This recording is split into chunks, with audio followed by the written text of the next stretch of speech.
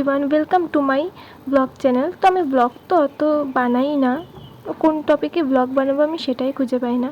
তো কালকে যেহেতু লোকনাথ পুজো, তাই ভাবলাম সেই টপিকটা নিয়ে তোমাদের সঙ্গে একটা ব্লগ দেওয়া যাক। তো চলো।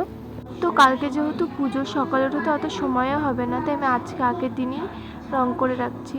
প্রায় 1 বছর আগে আমি লোকনাথ ঠাকুরটা রং করেছিলাম, তো আবার মুখটার কোটাটা করাই হয়নি। ফার্স্টে আমি ভেজা ন্যাকড়া দিয়ে লোকনাথ ঠাকুরটাকে মুছে নিলাম। তারপর আমি দোকান থেকে একটা ফেব্রিক কিনে এনেছিলাম সাদা, যেহেতু সাদা রং, তো আমি সাদা ফেব্রিকটা দিয়ে পুরোটাই আমি রং। তো আমার রং করা কমপ্লিট হয়ে যাওয়ার পর দেখো পুরো নতুনের মতন লাগছে। তো আমার এখানে যে ড্রেসিং টেবিলটা ছিল, তো ওটা আমি সরানোর পর এই জায়গাটা পুরোটা পরিষ্কার করে নেব, ঝাড় দিয়ে নেব। ঝাড় দেওয়ার পর আমি এই জায়গাটা পুরো মুছে নেব। তারপরে আমার একটা সুন্দর জামা যেটা ছিল সেটা আমি কেটে এটা ডেকোরেশন করব ভাবলাম।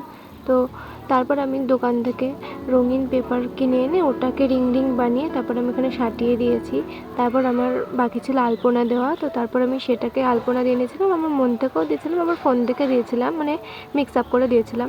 তারপর দেখতে পাচ্ছ আমার ডেকোরেশনটা এখানে পুরোটা কমপ্লিট হওয়ার পর একদম সকালে দেখা হবে তোমাদের সঙ্গে। তারপর সকাল এখন প্রায় 6টা নাগাদ আমি ঘুম থেকে উঠে পড়েছি। ওঠার পর তো কালকে এখানে আমার একটু প্রবলেম হয়েছিল, তাই আমার আগের ডেকোরেশনটা খুলে দিতে হয়েছে। তারপর একটা নতুন আমি সিম্পলের মধ্যে রেখেছি। তারপর আমাদের বাজার থেকে সবজিগুলো আনার পর দশকর্মার সব জিনিস আনা হয়ে গিয়েছিল।